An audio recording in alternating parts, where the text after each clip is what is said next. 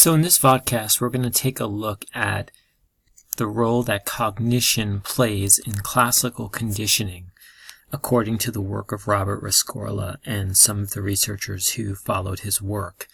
So again, the backdrop is, in Module 29, factors other than the association between two stimuli that influence learning that Pavlov and Skinner may have failed to consider or did fail to consider when they were discussing associative learning. So Rescorla, again, is working within the realm of classical conditioning, and what he's trying to figure out is, well, what exactly is going on in classical conditioning when we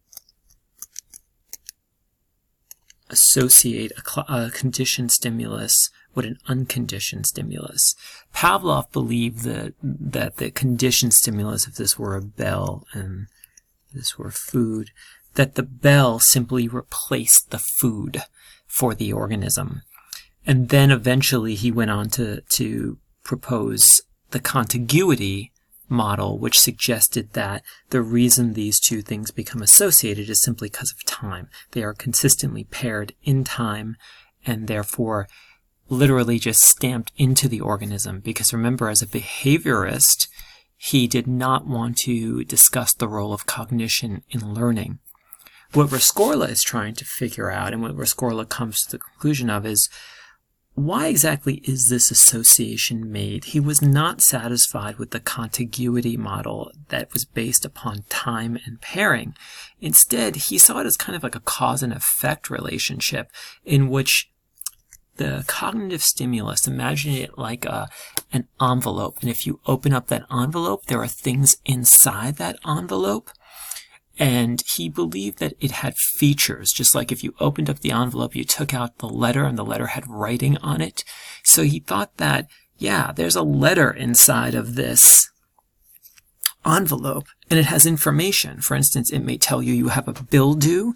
It may tell you that you have an appointment coming up. It gives you information about how to act.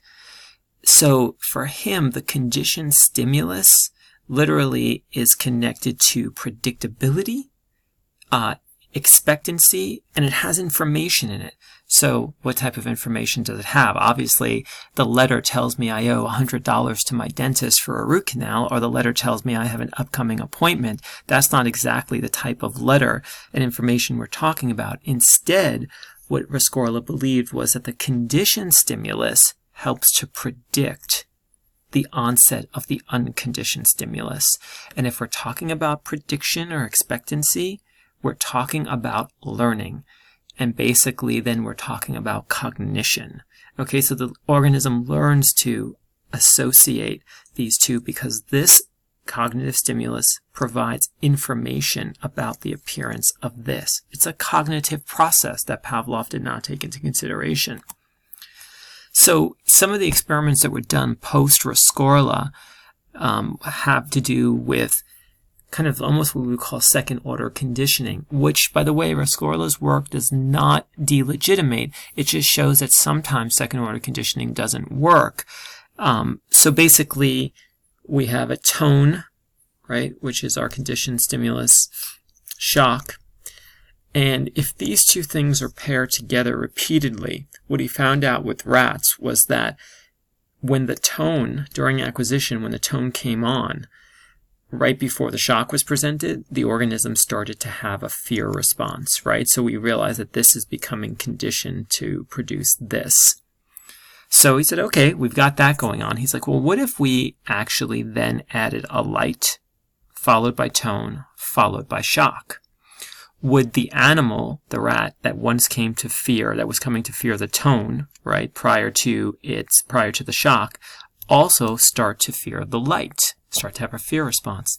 It did not happen. The researchers inferred that it was because of cognition. The light presents no new information. It was like getting an empty envelope. There was nothing in it. The envelope that contained the information that helped the rat realize that it was about to get shocked was the tone. The tone always was there. The light was always there. Therefore, there was no need for the animal to even pay attention to the light because it didn't add any new information. So another way of thinking about this, imagine you have two dogs that are on the aggressive side. I know these dogs don't look like they're very aggressive, but we have Fanny and we have Toby. Okay. So when Fanny growls, she sometimes bites. When Toby growls, he always bites, right? So Toby growls only before biting. What would Rescorla predict would happen? Okay.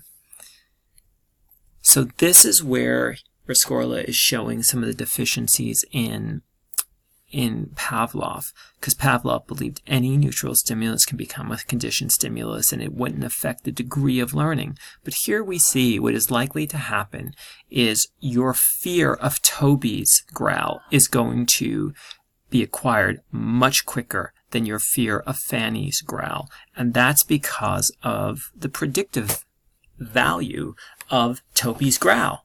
So basically you're using a cognitive process to distinguish this entire conditioning and this entire association.